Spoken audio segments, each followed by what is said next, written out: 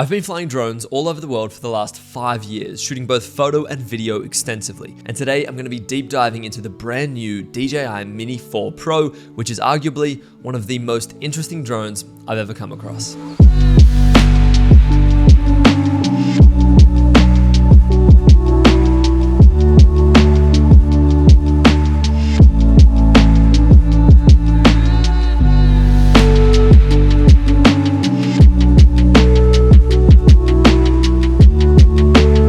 First things first, let's talk about the drone itself. It's pretty hard to go past the size of this thing. It's absolutely tiny, and it is crazy what you get for the size. Now, to just give you a little bit of reference, I don't have super large hands, and this easily fits inside of one hand, no questions asked. So in this tiny little package, you easily get 30 minutes plus of battery life, which is so crazy. Like, just have a look at one of these batteries right here.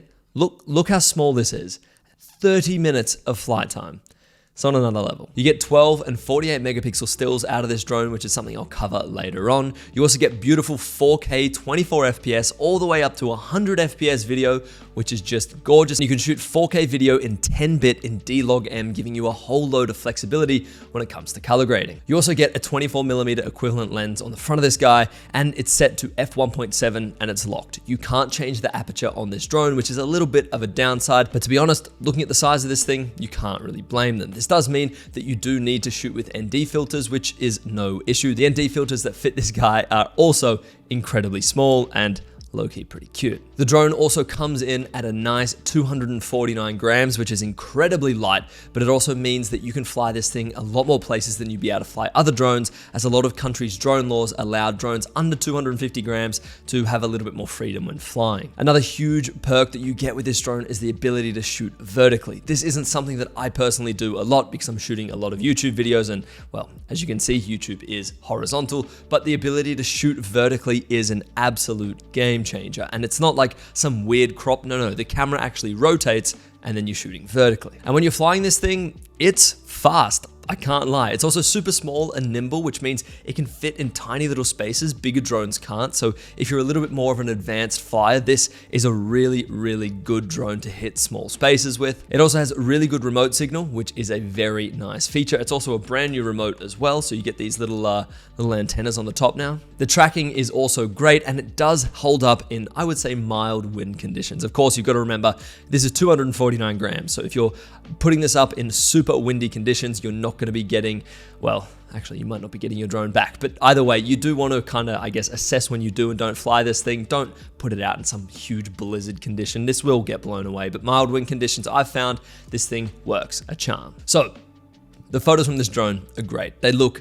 outrageous. Like I said before, you can shoot 12 megapixel photos and you can shoot 48 megapixel photos. Now, personally, I don't really understand how the technology and science works behind that, but I did shoot a handful of 12 megapixel photos and then quickly switched over to the 48 megapixel version of this, and let me know if you can see a difference. Personally, I will only be shooting with the 12 megapixel photos purely for the fact that when you shoot the 48 megapixel photos, it does slow down, which makes sense. I mean, it's capturing more information, it's writing more data, so you can't move on to the next shot as quickly. I also don't really see a huge upgrade in image quality. Sure, if you're cropping, absolutely shoot in the 48 megapixel version, but if you're just posting on Instagram, then I don't see a huge need for this. But it is very nice that DJI did include this, because if you do want to crop or you do just really want a larger resolution photo, you've got the option. Now, of course, you can shoot both 12 and 48 megapixel photos in RAW, which is great when you're editing. I actually don't mind editing the photos from this drone, given the, I guess, tiny little sensor in this camera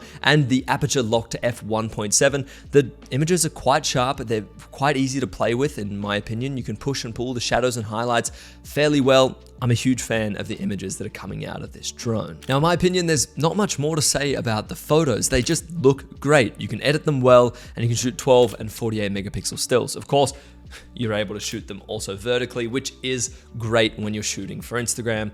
Believe me, that Instagram crop definitely hits hard.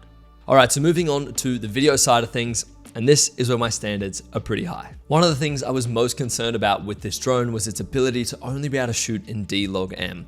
I'm coming from the Mavic 3 Classic, and while this isn't going to be taking the spot of the Mavic 3 Classic, because in my opinion they both have very different use cases, I'm only going to be able to compare the footage from the Mavic 3 Classic to the Mini 4 Pro. So this is going to be interesting. I've been shooting in 5.1K D-Log 10-bit 422 footage for the last year. So now moving on to 10-bit footage, which is great, but shooting in D-Log-M on this thing, yeah, it was a little bit interesting. So there is a difference for sure. And there's a reason why there's a difference between D-Log and D-Log-M.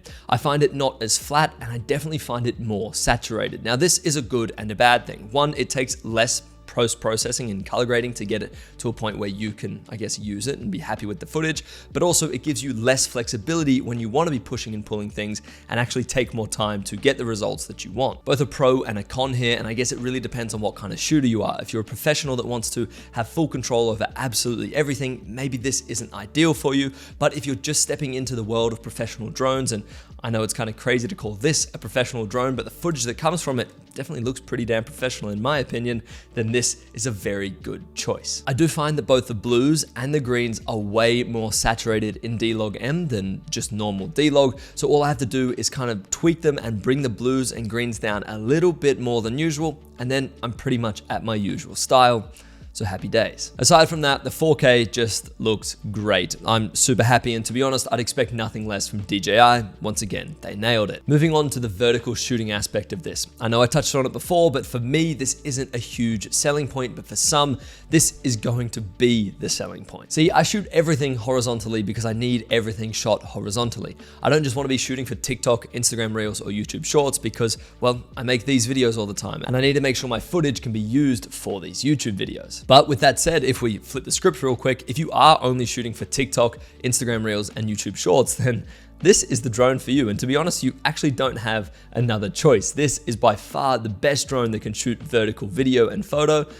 So yeah, go for it. The cool thing is that there's no cropping whatsoever. The camera purely just rotates and that's it. So it goes from horizontal, full quality, full crop, well, no crop, I guess, to just rotating vertically, and that's it. You're good to go. This is super, super handy. I've actually mapped, and to be honest with you, I can't remember if it was already default set like this, but I mapped the horizontal to vertical switch to C2 on the back of the remote, so I can get my shot in horizontal, then quickly just hit C2, the camera flips and rotates, and boom, I'm shooting vertically. This is definitely something that my Mavic 3 Classic cannot do. And like I said before, if you need this, if you are shooting for those short form vertical platforms, this is the drone for you. Moving on to the tracking. Now, I've just got back from a beautiful 10-day road trip on the South Island of New Zealand where I was able to test this drone out, and super blessed to be able to be doing that. But we had a van and I got a whole load of tracking shots with the van. And let me just say, before we deep dive into it, it nailed it. I used the tracking for a load of situations and I found it really, really handy, especially for a few little awkward shots where, let's say I was tracking our van, driving along a road, and then a tree would come up on the side of the road and it would get in the frame and then in the way of the van. I found a handful of times that Mini 4 Pro actually just continued on tracking, which is something that my Mavic 3 Classic couldn't do very well. So I guess with the updated tracking features on this drone, it's definitely a welcomed update. With that being said though, I don't only use the tracking on moving subjects. This is something I've been doing for the last year now, especially when I got the brand new Mavic 3 Classic. I actually use them on static subjects. And here's why. So for example, let's say we've got a palm tree dead set in the middle of the frame. Now, I want to be doing a parallax around this palm tree, but I also want to be moving up or maybe moving down. Either way, instead of taking about 5 to 10 minutes of my drone's battery life to make sure I absolutely nail it and make sure the crosshairs on the drone viewfinder, if you will, right, absolutely goes always dead set in the middle of the palm tree as I'm moving super slow, there's just a simpler way to do it. All you've got to do is open up your drone, draw a little box around what you want to be tracking, and boom, you're good to go. Now the drone will keep that in the middle of the frame and you can now fly around as you like. If you want to do a parallax, simple, just push left, your drone will fly left, but the subject will stay in the middle of the frame. I find this is how I can get super dynamic shots quite frequently and very quickly as well. So the tracking on this drone, to say the least, is banging. And that brings me on to the last topic of this video. Who is this drone for? Now, I haven't gone in depth on all the features that this drone has, and I've got a handful listed here. For example, the obstacle avoidance system. It's great. I just don't use it all that often. The quick shots feature, this is something else that I don't use. You just get the drone up and flying, and then the quick shots feature will just get the shots for you, which is actually pretty cool, especially if you're a new drone pilot and you don't know what shots to get. And another one is the brand new Active Track 360, which is something I didn't touch on because I didn't use it when I was out shooting. I was more than happy and satisfied with the basic draw a box, track, and you're good to go because, well, it just nailed it that way. The amount of features this drone has is honestly next to endless, but that's a really good thing, especially for beginner pilots, and that's who I'm going to first recommend this drone to. The features, the size, and the price, this guy's a no-brainer. For intermediate flyers, if you need to be able to hit and fly through small gaps, you want a small footprint in your bag, but of course you still want to be capturing great looking footage, the Mini 4 Pro once again, it's a great choice. The only people I wouldn't recommend this drone to are absolute professionals. Of course, well, that's not who this drone's aimed for, and it makes perfect sense. If you're on giant commercials, I wouldn't recommend bringing out the Mini 4 Pro. It's just not there yet. Well, to be honest, I'm not even sure if it's gonna get there because that just isn't this line of drones, I guess, target market. It makes a lot of sense for a lot of people to be flying this drone, sure, just not professionals. And to be honest, even though I class myself as a professional, I love having this thing in my bag. It is awesome. Like I said, I can hit small gaps, I can still capture great footage and great photos, and it weighs next to nothing. So with that being said, guys, that is gonna wrap up my review of the DJI Mini 4 Pro. I love this drone, I think it's amazing. DJI absolutely nailed it, and I'm very keen to continue flying this all over the world for years to come. With that being said, guys, that's gonna wrap up today's video. If you're new around here, subscribe would mean the absolute world. And as always, I will catch you in the next one. Peace.